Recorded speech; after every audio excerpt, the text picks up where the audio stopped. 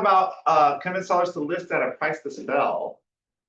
Now, the reason is in the market right now, about 30% of listings are expiring or canceling without an offer accepted.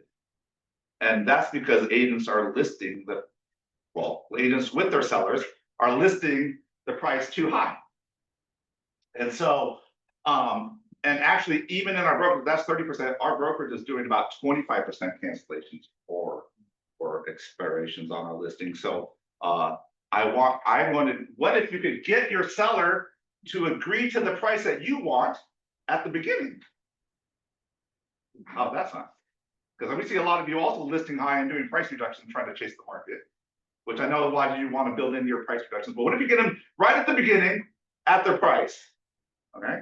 This is what I used to do, and I would say I would get about 75% of my sellers to agree to the price that I want, and I would say 50% of the time, by the end of the conversation, they ask me what we should list at, and I told them what we should list at. So, and this is the way I presented it at listing presentations, and I'm going to show you right now. So, you know about me, I don't need to talk about that. Step one, when you talk to the seller on the phone, you got to understand where their price is in their head and where the information is coming from. Now, oftentimes they won't tell you, just come and tell me, but they're going to say, I've had objections on this, right? Price, but you need to get their price. No one in this world right now is going to list their home, call an agent to list their home for sale without looking at the numbers online. But we all agree. So they have some number in mind. They've already calculated the estimated cost and their payoff, and they actually roughly kind of calculate their net already. And that's why they're calling you, right? And the problem is, most of the time when they tell you, if you get this number, what do they tell you a number? It's usually, is it higher, average, or below what you think the price should be? Yeah, it's like 90% of the time. So often I get objections. Sellers will sometimes say, well, that's your job to tell me what the value of my home is. You get that objection? I haven't looked. I don't have any value in mind. That's just someone giving you, they all have. So I just say, it is my job to give my opinion on the value of a house. And I know every seller doesn't make a decision to potentially sell without a value in mind. And that's important for me to know this so we can be on the same page. And I use that as a report on that objection. And I would say I never have a hard time getting at least a value in mind or a value range from the seller. Okay. You need to get the information source. Okay. That means, where do they get this? I would say 75% of the time it is Zillow. And I would say 25% of the time it's my neighbor sold this, my friend told me this house sold on this corner. Does it make sense?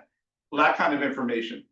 You need to get that information in detail, because the process requires you to separate. You can't say you don't know what you're talking about to the seller on comps. You have to go and say your logic is flawed. So you don't harsh the seller, you harsh their logic. Make sense? And so otherwise, you're going to offend the seller if you do that. You have to harsh the logic. So what does that mean? You can't harsh their logic unless you know where they're getting the information from, because you have to harsh the source or their interpretation of the source. So, for example, we'll get to that. So just know you have to get the source. If it's a comp, if it's a house down the street or something like that, please find it. I've had sellers call me and I've tried to find the comp and I find out it's 2 years ago, right? Like during COVID or something, right? You got to find that comp. Even if you don't know it, it's not the current comps, I go back and grab that comp and put it in the comps, because you need to talk about it. So if it is a comp, you have to go find it, even if it's hella old, you got to grab it, right? So, okay, or it doesn't apply, you still got to grab it and put it in. Okay. Property to do comp the property, pull your own comps from MLS. Please do not I see a lot of agents relying on the realist tax comps. Please don't do that. If you're doing that, you're losing yourself the money. I feel you're not doing it. You're being lazy.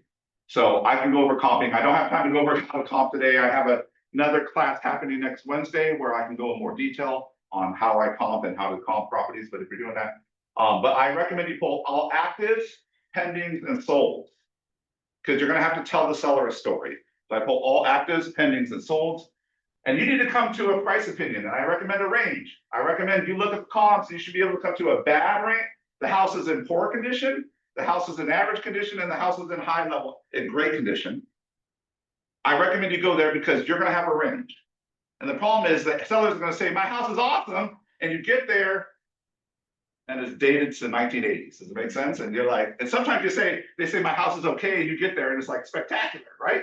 So what you have to do is have a range there, and you can use Cloud CMA, but I've always used this the one-page form and to talk about it, but that you need to make sure you have that range in your head, because when you walk in the door, you need to be able to say, okay, it's going to be 500, 525, 550, depending on the quality of the home. This is the average home. I'm going to say 525.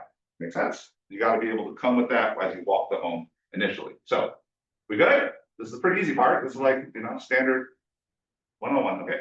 During the list, before you walk the property, you do your presentation. You're going to get to the point where you talk about price. Please don't start with price. You should do the other objections and redo their motivation. I'm not going to detail that, but when you get to the presentation, I'll say, so sounds like we're ready to talk price. So it's all like, yeah. If they say no, that means they're not okay with you as an agent. You need to do more rapport building, trust building. But if they are, they'll say yes. And I said, I always use the script now. I say, before we talk about the comps, I want to show how real estate pricing works. The great thing about real estate is that all numbers are public. So we have a very good sense of how to price a property to maximize the value of your house. Is that okay?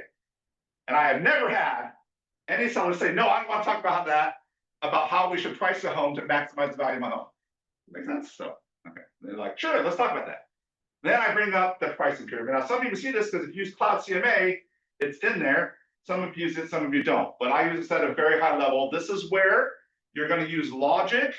Remember, the trust triangle is empathy, transparency, logic. So if you try to just use one to establish trust, you need to establish all three. I recommend when you're doing listing presentation, use the logic on this part, because this is where you can convince the sellers to get off their price and get on your price. Okay. So I say the best way to maximize the value of your home is to get multiple offers on the home. Right? If we get multiple offers on the home, guess what? We have leverage in the negotiation. I can find you the best offer, the best terms, anything you want if I got multiple people in love with your home, wanting your home. Would you agree? And they're like, yeah, that would be awesome. Okay, great. I said, okay. And the price is dramatically important to doing that. Why? Because here's our study, and here's what it is. This is perfect. If we list your home at market value, whatever we think market value is, if we list it at market value, 60% of people will come see your home. And I'm confident if we list the home at market value, and I get 60% of the buyers in our current market to come see your home, I'm going to have offers for you to look at. Make sense? Like, yeah, okay. I go, but it's dramatic on this. If we go 10, and actually it's more rate sensitive now, so I didn't change this to 5 and 10. If you're 5% above, it drops my showings in half. If I go 10% above price, it drops my showings to 1 in 10. 10% of buyers will see your house. Crickets. Make sense? And so, would you, Mr. and Mrs. Seller, agree? No one is going to make an offer on your home and love your home and bid high on your home unless they've seen your home. So it's imperative that I get them into your home and see your home. And the problem is pricing is gonna hurt me and you in the end, because you're the one getting the benefit of this. It's gonna hurt me getting you multiple offers.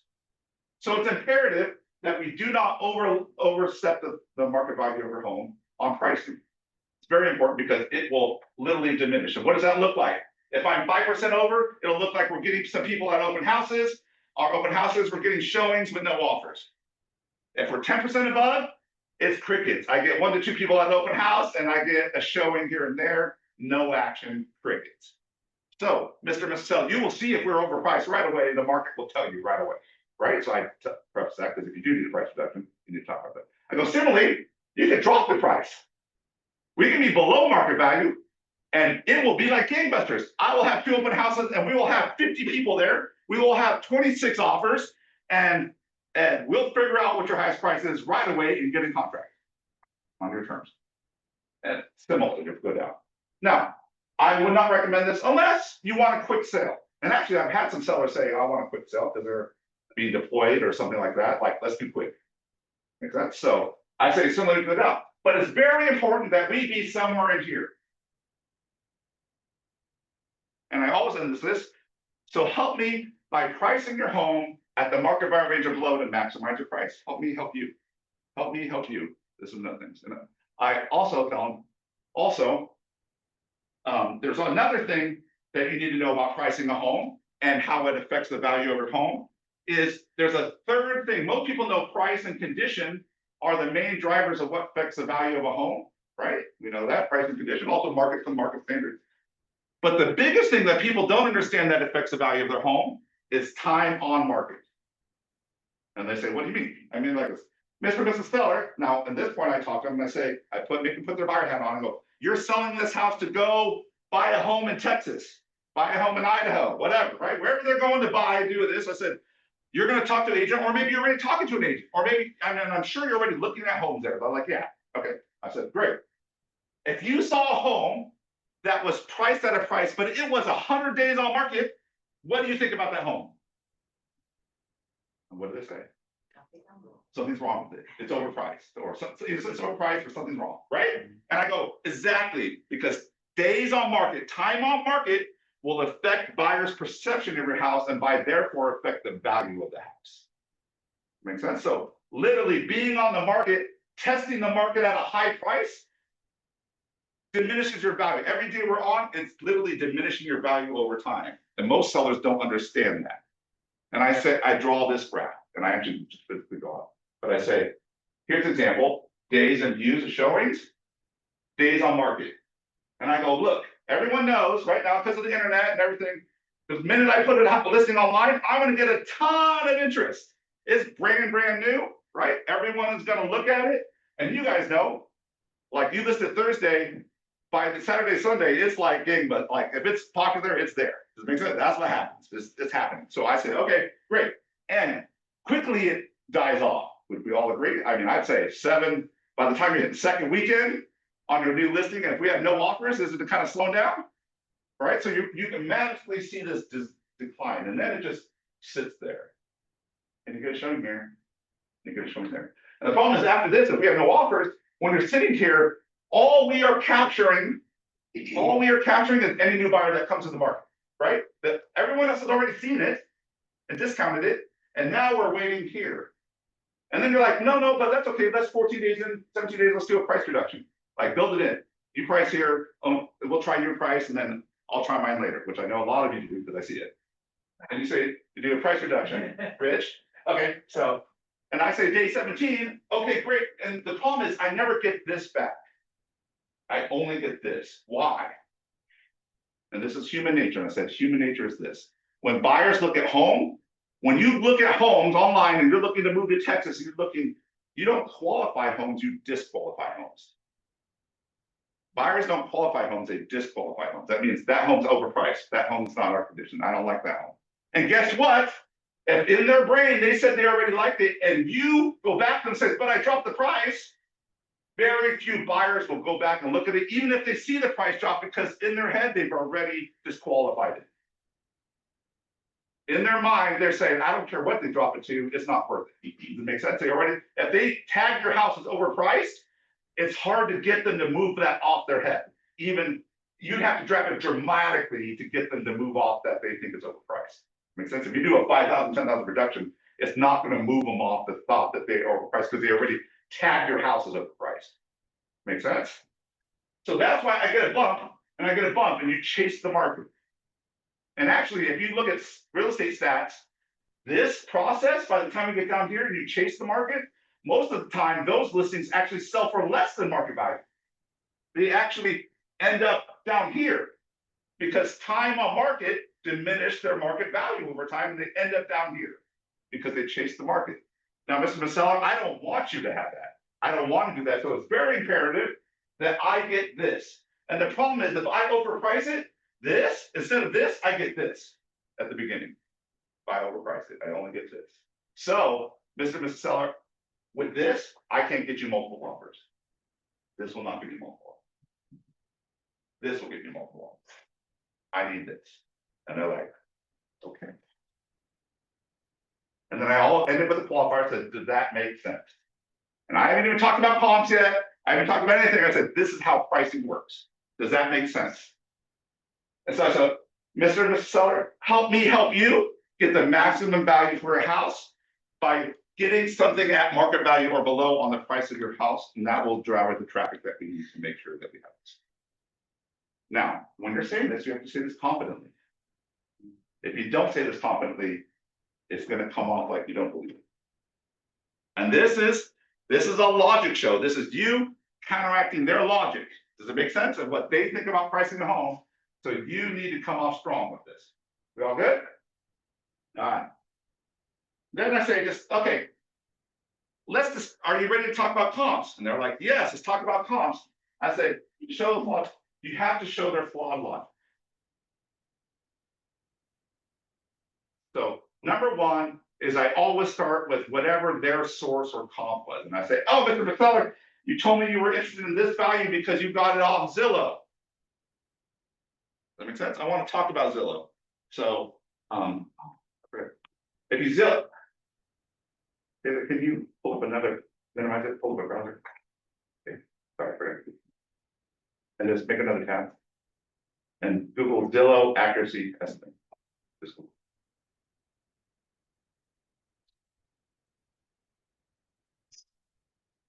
Scroll down.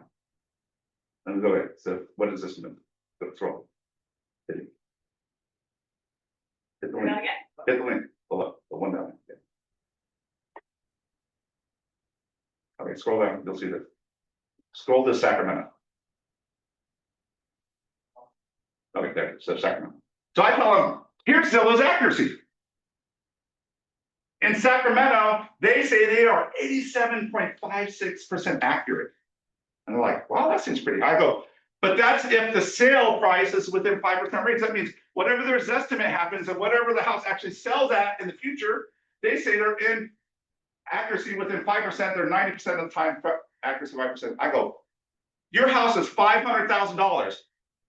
5% of that is 25,000. So as long as I go up 25,000 or 475 to 525, if I fall in there, I'm accurate. I go, as an agent, if I said, hey, your house is somewhere between 475 and 525, what would you say? Like, you're not the agent for me, like, give me a price, right? Does it make sense? And so while Zillow is a guide, it's not that accurate. In fact, they have to give themselves on average a 50,000, 60,000 band range on pricing a home to even call themselves accurate. And even then, they're only 85% accurate with a 50,000 range on average. Does that make sense? And so, and I go, look, they're what is it? 96% within 10% sales. Okay, I'm within 100,000 range and I'm accurate. Well, I can tell you, Mr. Seller, I could on the phone look at comps and I could be within a 10% range of your value of your home. So can we all agree that Zillow is a great guide, but it's not accurate to the value of your home? Make sense? You're gonna get, I don't know, how many do you think, how many times their information from Zillow? I'd say 80% of the time. When you talk to sellers, or maybe you're not even checking, so I don't even know. What? More than 80. More than 80? 80. Yeah. So anybody with a smartphone on Zillow. okay, so what you need to do is you need to have this very ready. I mean, print it out, whatever you need to do, but you need to, if it's a Zillow, and I used to just carry it with me because a lot of times it was just Zillow by default, right? So you need to be able to discount Zillow. But see, this is me showing their flawed logic. It's not saying seller, you're bad. I'm saying seller, your source of information is bad. Or not even say it's bad. I say it's not accurate for what we need. Does that make sense? And that's me getting them off of their list price. Make sense? Okay. If it's a comp, you need to talk about the comp. Can you go back to slides? You need to talk about the comp. If it was 2 years ago, you need to talk about I did a listing and the guy's like, this listing, and literally the comp was 2 years ago. And like, but this house sold this price. And I was like, Mr. Seller, if you're going to buy a home and I told you the value you think is high, and I tell you the value is okay because a house sold at that price 2 years ago, what are you going to say? You're like, that's a different market. That was during COVID. That was when interest rates were low. Exactly. So then you're asking me to value your home based on that when you won't even do it yourself when you buy a home. Does that make sense? So you gotta get them off of that comp. You gotta get them off of Zillow. Make sense? Roll through the comp to verify story. Now, in my comps, a lot of people like just do the solds. I do active, pendings, and solds. And what you need to do is you need to have actives, pending, definitely actives, pendings, and solds that tell the story of your previous two your logic slides. So you're going to have an active on there that has been 100 days on market without an offer and it's dropped the price twice. Make sense? You got to have people that, and then you want pendings and solds that show people who overpriced it and what they did. You want to say, you need to know if if they dropped it 3 times to get to that price, you need to know. You need to tell, if you can tell the story where someone was too long on market, got below market value, that'd be the best sold comp. But you need also comps that show you someone that priced it right and closed it and got a contract within 10 days, and they closed that near their market value or at their market value above the list price. You need those comps too, because those will say, Mr. and Mrs. Seller, I don't want you to experience this, and I don't want you to experience 100 days on market, because that's a pain. Because all I'm going to do is come to you and beat you up about how you're overpriced and we need to reduce the price. And I don't think you want to have that conversation continually. And also every day you're going to have to keep the house super clean in case a showing happens, and we're only having one every other week because we're overpriced, right? So you're going to have to maintain a home that's clean. I don't want that situation. Do you want that? No. Okay. Then I say at the end, and then I know a lot of you, based on the discussion and the comps, what do you believe the market value is? That's what I ended. After we go to the discussion.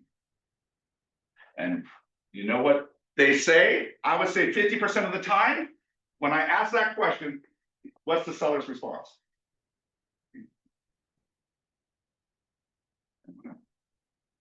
I would say 50% of the time, John, what do you think we should price it at? Literally, they asked me to set the price. Now, how many of you on 50% of the time on your listings would love for the seller to ask you to set the price? If you could set the price 50% of the time on listings, would you sell that listing right away? Yeah, a whole lot faster, right? So you got to understand there's a logic to getting them off of their price and getting them onto your price. And this is a process of making you look like the expert. You see my whole logic here? It's saying, you're not saying it, you're showing it, but you're saying, I'm the expert because I do real estate every day. And I appreciate your knowledge that you got on the internet, but it's quite not up to stuff, is what you're really saying, right? Now, you're saying it in a very nice, logical way. But don't discount them, you have to discount their information. So discount the comp, discount the accuracy of Zillow, but you have to be able to do that to make it happen. Make sense? When they say this, sometimes they'll say a price. If they say a price and it's in your range, if they still say a price, it's above your range. Now, probably after this, I have people say, I've had literally people say, John, based on what you're saying in the comps, the price should be 550, but I still need 625. Have you had that? Okay. I would say, great. Why do you need 625? They don't need 625. They need the net. Does it make sense? Always go to the net. And they don't sometimes figure out their net well because they're not. Remember, people list on their net. They don't list on the price. The price is just in their mind calculating to get to the net. So I short circuit that situation. What I say is, when they say value, either I propose a value or they say a value. And most of the time, I would say 80% of the time, even if they say a value, they'll say a value that's in my range of where I want to be. That makes sense? Based on my comp. So they'll come to me with the value that's appropriate. They'll come off their price and come to a value that they feel is appropriate. So sometimes I don't even need to counteract them. Sometimes they're coming to the price already of what I want. And then and then I close. Once I have price, I say, okay, and this is a little bit of math, so I know it's gonna be a little bit tough. So I do this right on my phone and I close there. I don't talk about commissions. I don't talk about any of those. I don't do any of that. All I do is I open my phone, I pull my calculator out, and I calculate what they're going to approximately net and I show them. So if I net you that, will you sign? And they will say, most of the time when you show them a net and you do it on your phone, just off the cuff, what it shows them is it solidifies you're the expert. The same things, people that can do things just on their phone in their head and do things like that. And actually those graphs I showed you should print them, but also if you can draw them while you're talking, they will think you're intelligent. It's by default, the brain just thinks you're intelligent. So you see all this stuff is showing I'm highly logical. I'm an expert on this. And I say, and if you can calculate on your phone, you will look like an expert. So I say, this is the formula, whatever you're asking for, the price, say it's 500,000, okay? I would put 500,000 in the phone, right? And then what you're gonna do is, this is where you're gonna have to work it in your head. It's a little bit tricky. You have to take out your commission and the seller's closing costs. Make sense? So, and you have to anticipate the buyer's commission. So if you're always a 3.5, 2.5 guy, which I think most of you are, and if you're not, then you're not doing it right. But anyways, if you're a 3.5, 2.5 guy, why you know it's true. Okay. If you're not getting 6% on this side, you're doing yourself a disservice. That's all I'm just saying right now. You're not presenting correctly.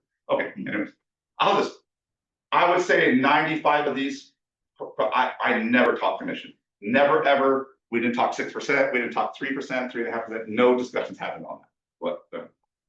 I'll say for those who are on the conversations and class with me last month, this is exactly what we talked about. Yeah. I never have an issue talking About commissions. Yeah. because it's always focused on the net, and you're more likely to get a yes to a 6 than a no because And also, because you do that logic presentation I showed them, they see you as an expert. So it will even distinguish you on values. If they're talking to multiple agents and they see a 4%er, that 4%er never walking through that. Does it make sense? And it makes you look better. It just makes you look like a better agent. And people mostly buy on value.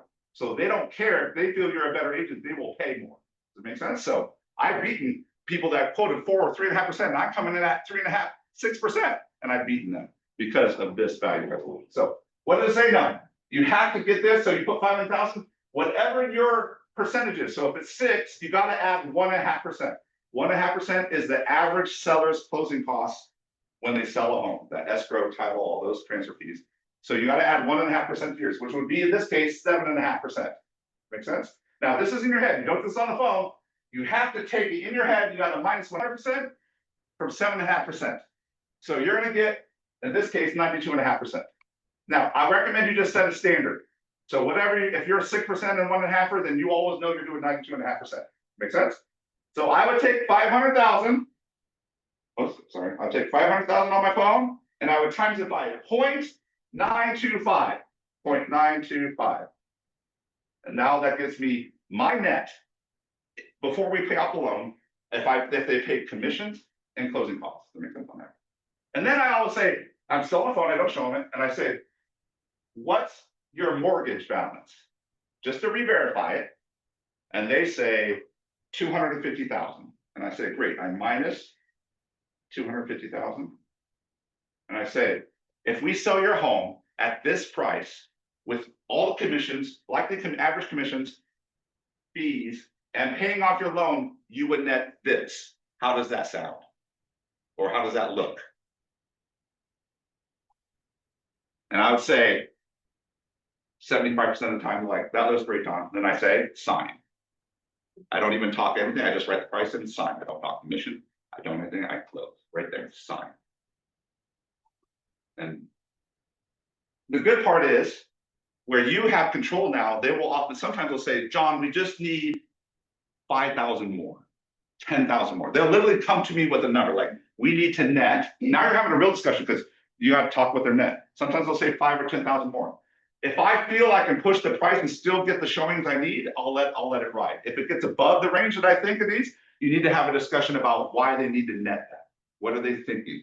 Oftentimes, if you get into why they think they need to net, how they need to net, oftentimes you can resolve things without having to pay off everything or do what they exactly want to do to get the pricing, right? But you need to start playing with their net of why they think to do that. But oftentimes, when I do this, I'd say 80% of the time they're coming to my value and they're okay with the net, and we sign. Everyone understand? Yes, okay. You can also use that open house to your salary. Yeah. A great way to capture attention. Yeah, if you do that, this for a seller that walks in the open house and they're like, what our values are. And I go, what do you think the value of your house is? I have the comps here. And they say 550. Okay, that sounds reasonable. I go this, and I go, how much do you owe on your loan? Do this, and they say, I was like, if you sold your house now, based on average closing costs and commissions, you would net that. How does that sound? Literally, at the open house. What are you gonna look like to that seller? You look like an expert, right? Because experts are the only ones that can go on a calculator and figure out what you're gonna net on average right there. That means you're an expert. That makes sense? And what you need to do in this process is make sure you show up as an expert. Any questions, ahas? Oh, that's right. Yeah, okay. So in addition to that, you have open houses, you've already think about it, if they're not ready to sell now, they're now a nurture. You have the name, you have the address, you have the contact and email, so if they're not selling now, that's your monthly drip. Send them a letter, send them a card, add it to your farm. Because that, they obviously have interest in, they have interest on selling, so why not be the one to continue touching it? And I'll say this, sometimes I'll get a seller that says, I understand, John, I understand what the value is, but I need this, or I want this. That's your judgment. The good part is, if you do this presentation and you even list at a higher price and do a reduction later, which I don't recommend you do based on the draft, but even if you're forced in that situation, that's fine. If you do this presentation, it becomes very obvious that the reduction conversation is not an issue, because they know they're overpricing the home. They know it, right? And they're gonna come back and be like, I was wrong, reduce the price. They're gonna come to you on that, probably sooner than you will. They'll like ask you, hey, is it time to reduce the price? They're probably gonna see it after the first week, right? Two, I'll let you do the judgment on if you want to overprice a home just to have a sign in the yard. That's up to you. Some people like that, some agents don't. Like, if it was in my farm and I was farming, I'd probably do it. If it wasn't in my farm or I wasn't farming, I probably wouldn't. Make sense? But I also had agents I go, and they're like, John, I love you, I listed this price, but I just can't, I listed this price, but I can't do your price. I said, okay. I have a lot of agents actually, how's this? I don't do Disneyland. I'm not a fairy tale guy. I don't list homes just to list homes and have a pretty pictures and done. And I don't spend a few $1,000s trying to market your home and not get a result of it. I don't do that. That's not the agent I'm paying. But I tell you what, I know a lot of agents. In fact, I can refer you to one that would probably take less commission and do your price. So if you want that, I'm happy to do a referral to another agent for you that will list the price at that price, and you can have that experience with them. And when I do that, they often come off their stuff, right? They often come off their stuff.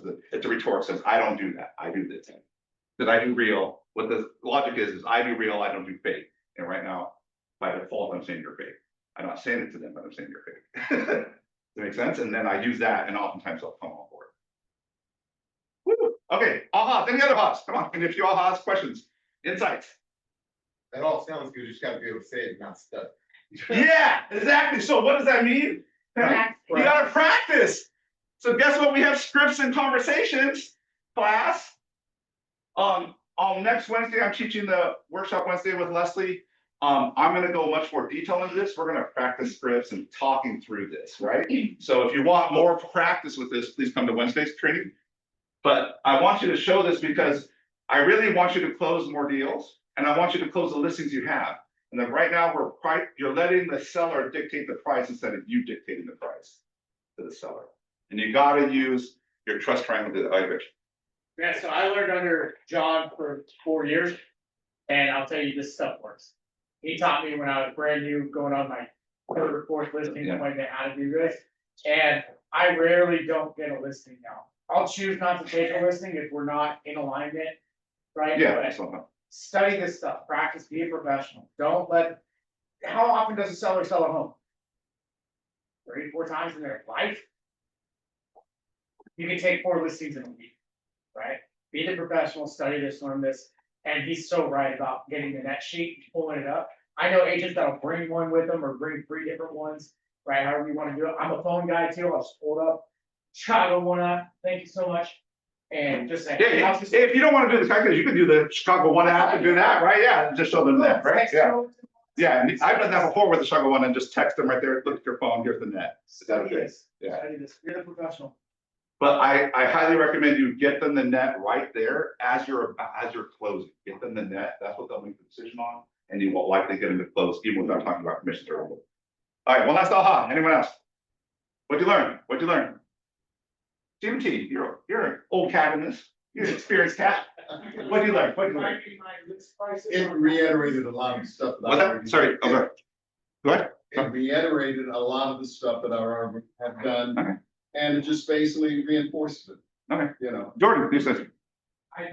You told me I need to stop writing my list prices on napkins. Yes, please stop writing this. But sellers, remember the trust triangle, you need to establish trust, transparency, right, empathy, and logic. And a lot of you are just trying to get away with empathy and transparency and not with the logic part. And the logic part gets you the price that you need, but you need to get them off their value and onto your value. Great. Thank you, everyone. I appreciate your time. Hope this was helpful. If you want more and practice more, please come next Wednesday. So we'll be here teaching at a high level. So.